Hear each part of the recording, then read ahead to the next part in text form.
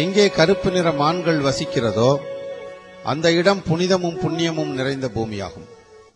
அதுபோல் மனிதன் வாழும் உலகத்துக்கும் யமலோகத்துக்கும், அதாவது யமபுரிக்கும் இடையே உள்ள தூரம் 86,000 காத தூரமாகும். யமபுரிக்கு செல்லும் பாதை கரடுமுரடானது, துன்பம் நிறைந்தது. அந்த பாதையில் செல்லும் போது ஜீவன் படும் துன்பம் பற்றி சொல்லி மாளாது. மேலும் நரகங்கள் 84 லட்சம் உள்ளன. அவற்றில் 28 நரகங்கள் மிகவும் கொடுமையானவை.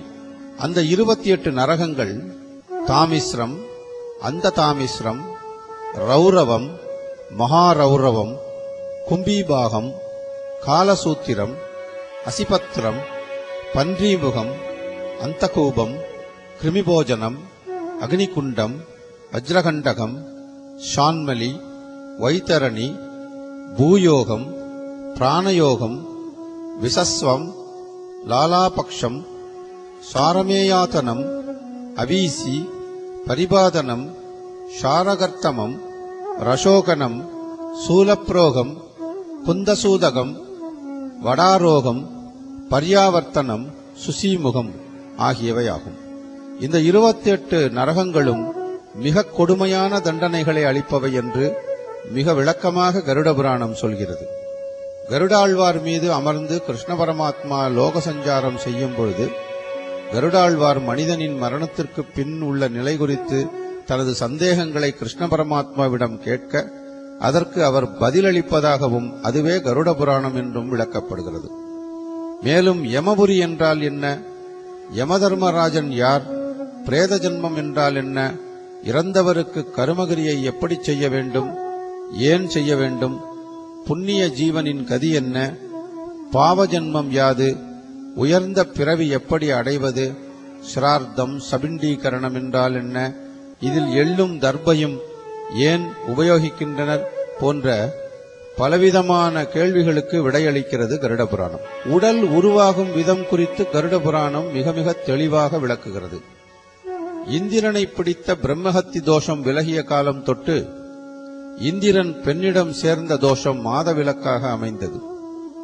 அந்த 4 நாட்கள் ஆண்களை பெண்கள் விலகி இருக்க வேண்டும். 5ஆம் நாள் வீட்டு வேலைகளை செய்யலாம்.